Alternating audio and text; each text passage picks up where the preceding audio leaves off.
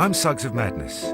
You probably know me for singing songs about driving in my car to Muswell Hill and our house being in the middle of our street, which actually was in Willesden Junction. The BBC said to me, why don't you present your own film about the landscape of London? And I thought it would be a nice idea to write a brand new song for the film about that landscape. The noise and the naked vivacity, there's constant struggle and strife, but when you tire of London, you tire of life. I mean, I think it's sort of, I don't know if it's a bit corny, but it's something. When you tire of London, well then you tire of life? I don't know, syllable. Well then you tire of life, yeah. But when you tire of London, well then we won't have Samuel Johnson on our backs, will we? No, there's a chorus here, but I don't know, see, it goes It's strange, although London wipes out its own past, it remains. Madness's Carl Smith and I are trying to encapsulate London's past, present and future in the new song.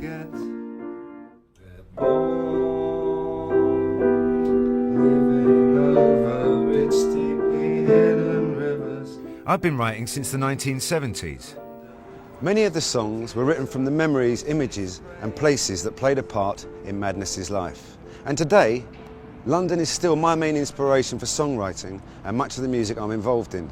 I grew up here and I still live here, and I'm endlessly fascinated by its people and the streets they live in.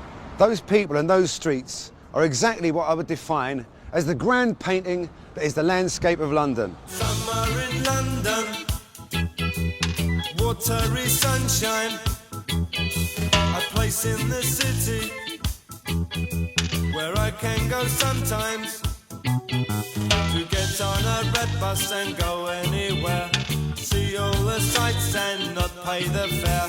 Summer in London. The landscape, of course, is all the fabulous parks and the river and some of the more grand sights of London. But for me, primarily, it means people and places. People mostly, because that's what I write most of my songs about. Can you see the old lady with tickets to town? My favourite pastime is sitting on a pavement anywhere, watching the world go by, or sitting on a bus. I mean, when I wrote a lot of songs for our second album, I got a red bus Rover and just used to go around in the afternoon. You get those slightly different people in the afternoon getting on and off buses, don't you? People ain't got anywhere else to go.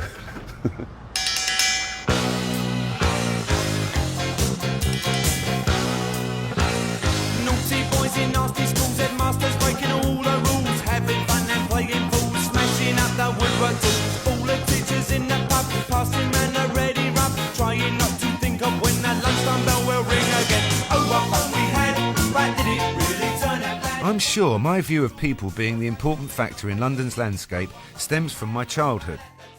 I grew up in and around Soho, hardly a place of green rolling hills, more a maze of tiny narrow streets and alleys filled with some right old characters. And where better to observe this continual vaudeville show of street life than outside the legendary Bar Italia. In my opinion, it's the heart of England. It's the thump, it's where it all happens, and it really does. And, you know, I love it. I just can't get enough of sitting outside here, really. I like that, the heart of England, not just London, not even Soho, England, mate. It's got everything, it really has. Yeah. Girls of the night, girls of the day, the whole lot, absolutely. It has, yeah. How much have you seen it change in the time you've been here? Well, the greatest change I see is colour. The colour's just amazing here, because every time you go away, you come back, you see something's happened. Something's been painted, something looks different, and that's the greatest thing you'll see about Soho, because in the 1980s, it just seemed a little bit greyer than it is now. Now it's fluorescent, it happens.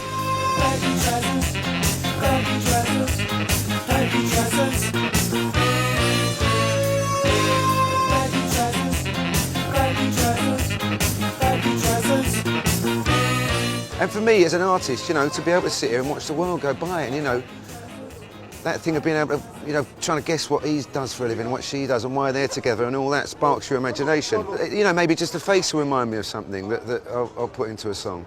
Or a conversation, or a snatch of a conversation I overheard. I overheard an old chap walking past here one day recently saying, you know, he was a bit of an old raver, you know, and he was going, we're living like kings, these days will last forever. And he just walked on by. And I thought, that's a fantastic thing, isn't it? You know what I mean? What a beautiful thing to hear first thing in the morning.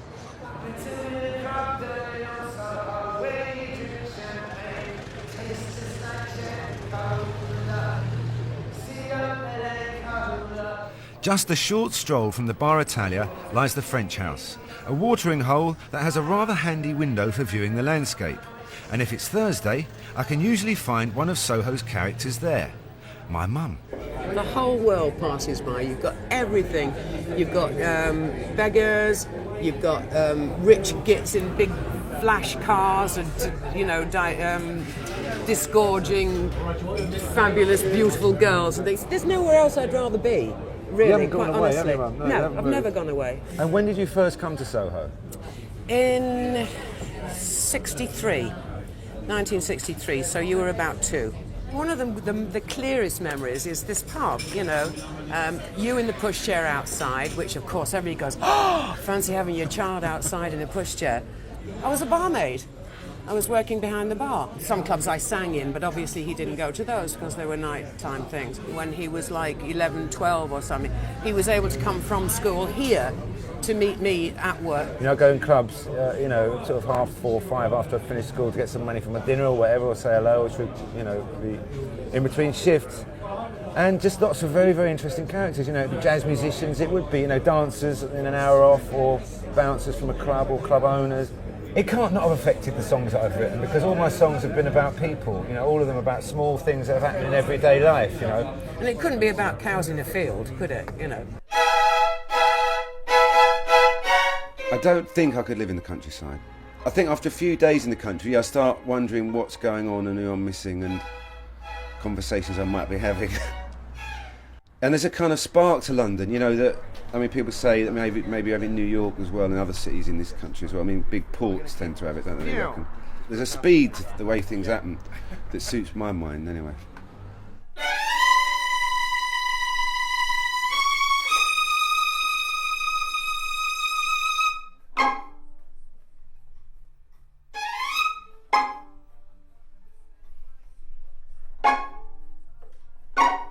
Lola, L-O-L-A, la-hula, la-la-la-la, Lola, Lola. We drank champagne and danced all night under electric candlelight. She picked me up and set me on her knee and said, little boy, won't you come home with me?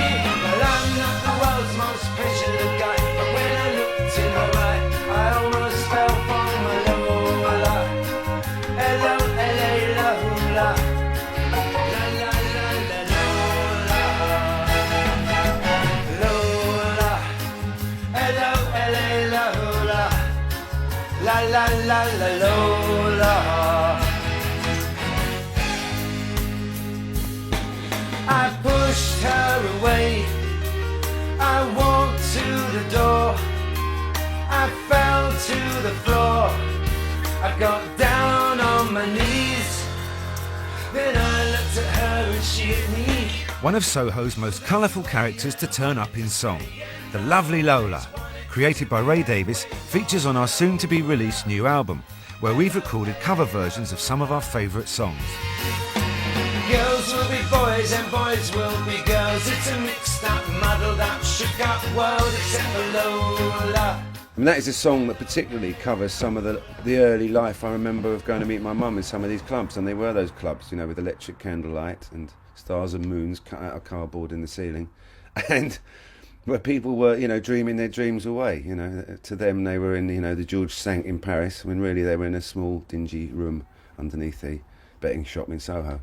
But, for a couple of hours, Soho certainly never had the glamour, say, of Chelsea in New York and all that, That was Ray Davies's go, wasn't it? Whereas Lou Reed would be writing Transformer and, there'd be like a million songs about transvesticism. I've been influenced by Ian Dury and Ray Davies. I think it was Mott the Hoople, actually, who said, how can you write a rock and roll song about Walthamstow when they were writing all the way to Memphis? Well, people like Ian Dury proved you could. My Old Man, by Ian Dury. My old man wore three-piece whistles, he was never home for long. Drove a bus for London Transport, he knew where he belonged. Number 18 down to Euston, double-decker, move along. Double-decker, move along. My old man. Later on he drove a roller, chauffeuring for foreign men. Dropped his H's on occasion, said good morning now and then. I haven't chosen to travel on this beautiful old Routemaster bus purely for sentimental reasons or because Ian Dury's dad drove one. It's the colour that's important. Our city is often described as a grey place. The two things that aren't grey are the people, because they're colourful and varied. And secondly, there is a lot of red in London for some reason. And why that is, it suddenly occurred to me, I don't know. But buses, telephone boxes, Chelsea pensioners, the guards outside Buckingham Palace. For some reason, anything that's sort of formal from some period way back when was painted red. And why they stopped doing that, I don't know. I mean, policemen should be red as far as I'm concerned.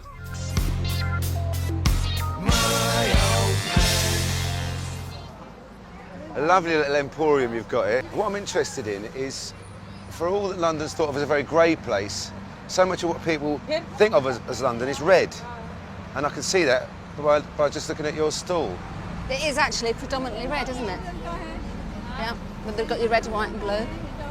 London buses, predominantly red. Why is it? I mean, are they a popular seller, the Routemasters? The most popular souvenir that we sell, yeah, most definitely. Yeah. On a daily basis, people flock to buy them, yeah. Well, they don't flock, but they do. They do buy more of those than anything else, yeah. Yeah. And do you ever a thought as to why that is? Tradition, vibrant colour. Everybody associates the bus of London, don't they? That's what they want to come and see, isn't it? And fire engines, of course, are red. And fires are red. You know, if you want to get romantic about it, of course, you had the Great Fire of London. We always had enormous fires in London. You know, they tried to redesign it, didn't they, after the Great Fire? But people just started building their houses just roughly where they were before, even though they were like completely hopeless little alleys that you couldn't get anything up or down. And it just sprung up again like a strange web. A strange curling, whirling, unfurling, amorphous mass of building it is, you know, as it spreads out in curls and whirls. You know, because if you've ever been in Paris or New York, you know, they're all very ordered and structured, and just London, it just can't be controlled, you know. There are people and places that time will not erase, That's good. growing through the cracks in the pavement. Yeah, maybe a bit of talking over that, yeah. Yeah. One of the ideas I've been having, in fact, some of the band have been having, about writing an album about London as a concept. The noise, naked vivacity, this constant strain and strife. Although our guitarist said recently, do you think all our songs have been written about? As if London was suddenly a brand new idea. The cracks in the pavement talking, through London streets we're walking. To write in maybe a slightly bigger way about London as an organism, you know, without sounding pretentious, as opposed to, you know, and putting people in it, as opposed to normally just looking at their lives and blowing them up. But it's a very vast place, and it's not such an easy thing to do. Writing that song has helped, because I've always been a bit scared about even trying to approach it as a whole subject. Its craze remind us that we'll never quite forget. Just thinking about the lines about the cracks in the pavement to the tops of the cranes sort of helped a bit in terms of from the very smallest things that go on in London to enormous building developments. You know, it's always changing. I was on Primrose Hill with my nephew and we were looking at the lovely London skyline and we both realised it was covered in cranes. And he turned to me and he said, "Uncle, London's lovely, but when will it be finished?" I don't know. Another way to go than where I'm going. With its cranes seemingly breeding, London's landscape is always developing, and so is its music. I've recently been recording stuff with the Audio Bullies, who, although young, I feel are continuing the long tradition of songwriting based around London street life.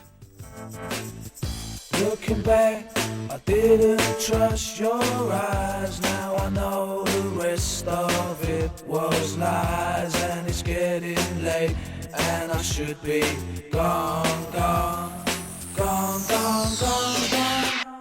The whole landscape of London is always obviously absorbed into our music and our minds, and so it just comes out naturally without you even meaning to. But it's obviously it's you're talking about stories, and that's where they're set, London.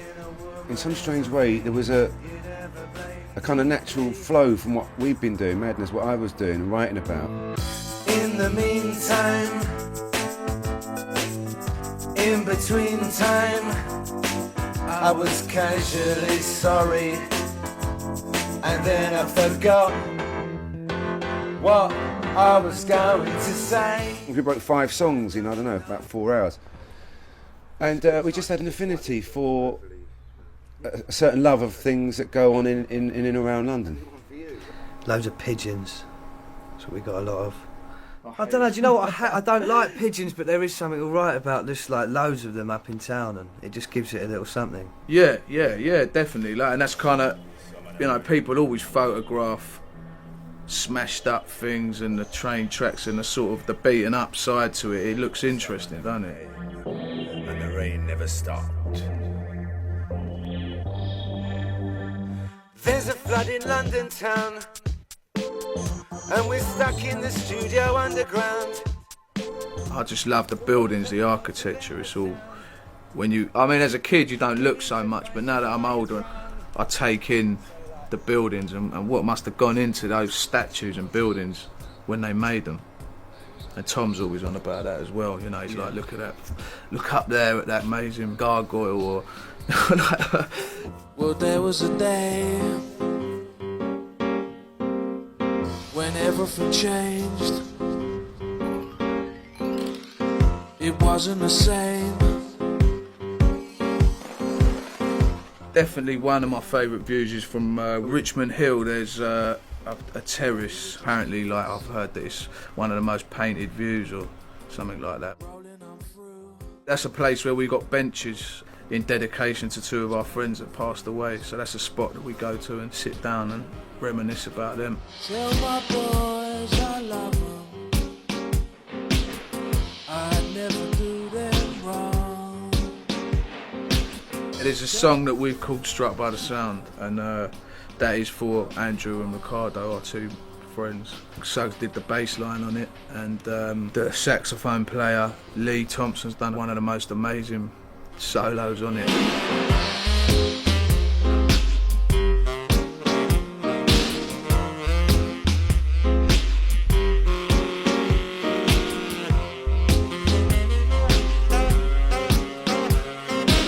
Somehow I hope or feel like they're looking down from up there and they can see what's happening now that we've got Madness playing on a track about them, because both of them love Madness.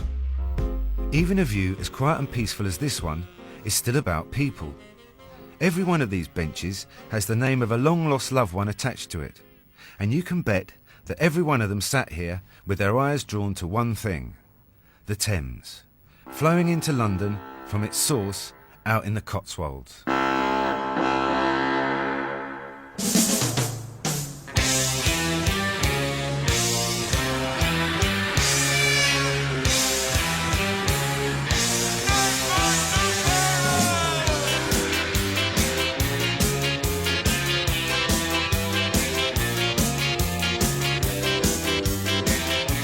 Dirty old river, must you keep rolling.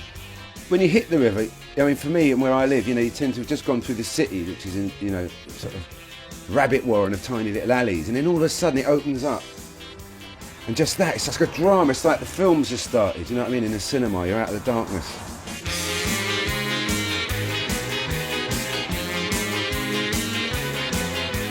And you can smell the difference of the air, obviously the water, and also it's the only place in London where fresh air is actually coming in. And then it's just that view, you know, and I go across on my scooter and I have to be careful, I don't fall off. It's just gone noon, our fast monsoon on the banks of the River Nile. Here comes the boat, only half afloat. Osman grins a toothless smile. Old Father Thames only keeps rolling through certain parts of London though. But there's usually a good chance that with 80 kilometres of canals in our city, that we can find our own bit of watery tranquility. You've got King's Cross right there. One of the biggest stations in Europe. You've got Camden Town just over there, one of the biggest tourist attractions in the world. And I can't think of anything more the countryside could have to offer than right where I am now. It's got a real atmosphere, I think, the canal. I mean, They did love a brick, the Victorians, didn't they? And I'm quite drawn to huge amounts of bricks, and the whole of the canal side is bricks, and it kind of got a timeless quality. Obviously, it was built to work, you know, and all the buildings along the side of it, especially down here in King's Cross, are warehouses and industrial buildings. You can feel the history, you know, what a thriving part of London life this would have been, that is now a sort of a mini nature reserve for people who can't afford to sit in cabs. Camden Lock features in the song One Better Day because if you were hanging about in Camden Town, you had no money, you could come and sit down on the canal and people would be playing guitars and old Dossons would be strolling by, and you could enjoy a bit of life without having to pay for it. There always were gentlemen of the road, as they used to be called, and they were often very interesting people, and it's easier somehow to imagine their lives in a more interesting way than it is your average person, because you really don't know where they've come from or where they're going to. Arlington House, address no fixed road. An old man in a three-piece suit sits in the road. He stares across the water. He sees right through the lock. That's on and up like outstretched hands. His mumbled words, his fumbled words. Further down, a photo booth, a million plastic bags, and an old woman filling out a million baggage tags.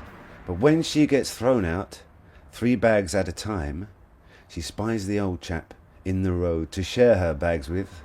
She has bags of time. Surrounded by his past, on a short white line, he sits while cars pass either side, takes his time, trying to remember one better day.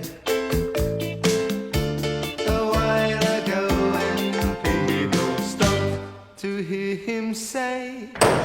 Having spent much of my life in Camden Town, I've always chatted and reminisced with old homeless blokes. Probably because Arlington House, a huge homeless hostel, has towered over the skyline for 100 years. I've written and sung about it and walked past it many times, but never been in it. I was interested to find out if the landscape felt different if you were homeless, but it seemed my song travelled before me. Arlington House was mentioned in One Better Day, and it's always puzzled me what Suggs wrote that for and about. One Better Day referred to, I remember only now talking to you, was when people used to go, he's seen better days. Yeah. So they had this vision of that better day, do you know what I mean? And this old guy remembering a time when people used to listen to him or, you know, and had time for him, you know, and he's remembering this better day. And that's in the chorus, walking around you sometimes hear the sunshine. I mean, you've been homeless yourself. I'm making the presumption that you know, there are times of happiness even in that kind of misery, you know. One of the weirdest things in my life was twilight. At twilight in Camden, or anywhere else for that matter, I always felt calm. I don't know why. Twilight to me was a marvellous time, and still is a marvellous time. Even in my most derelict days of homelessness, there was a peace came over me at twilight in London, yeah? No matter where I was in London. Yeah? I always felt this inner peace at twilight. Just the outline of the city, you know what I mean, like the whole thing. Walking round you sometimes, hear the sunshine, beating down in time with the rhythm of your shoes, the feeling of arriving when you've nothing left to lose. I mean, when you were homeless, would you have had any aesthetic sense of your surroundings? Would there have been places you'd go because you liked them or felt? The West End, you know what I mean? I liked going down. I don't know whether it was the lights. I'm a rural boy. I came from a rural farm in Ireland, like, you know what I mean? Like, so it always amazed me. The lights of London was always fascinating, you know? And it didn't matter how derelict I was, London West End lights would cheer me up. London to me, when I was homeless, was very, very big. It was a massive, massive, massive city. Now that I'm not homeless anymore, London to me as is right size, or possibly maybe I've grown up to the right size to be able to handle London. One better day arrived for me, and I've had 10 years of better days now. If you count that up, it must be what, 3.5, what is it? 3,500 better days or whatever. I can't remember. I'm not good at mathematics, but I've had fabulous days from I got sober. You know, it gets so good sometimes you can't stand it, and then you know what happens? It gets better.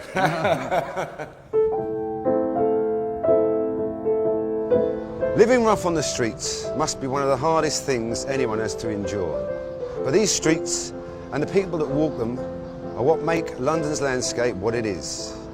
Sometimes grimy, sometimes hard, and even unforgiving. But always vibrant, colourful, and ever-changing. And in answer to my nephew's question, when will London be finished? I hope the answer will always be, never! Noise, naked vivacity, this constant strain and strife. When you tire of London, well then you tire of life.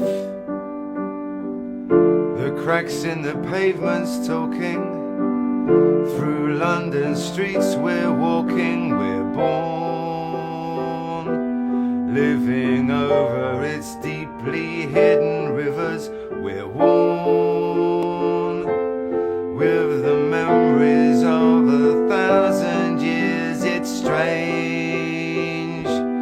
Although London wipes out its own past, its craze remind us that we'll never quite forget. We'll never quite forget.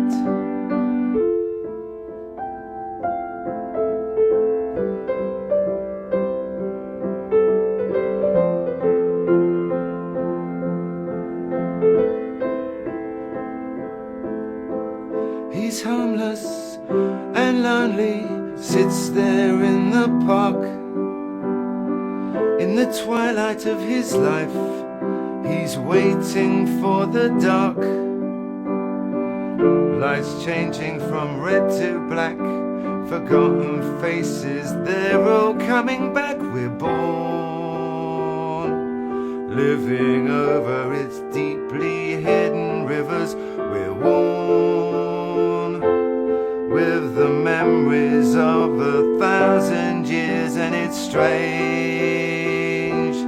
Although London wipes out its own past, its craze remind us that we'll never quite forget. We'll never quite forget. It can be dark and foreboding, it can take you either way, down through the cracks in the pavements or to the top of every crane. Help us create a picture of Britain online by submitting your digital photos at bbc.co.uk/a picture of Britain.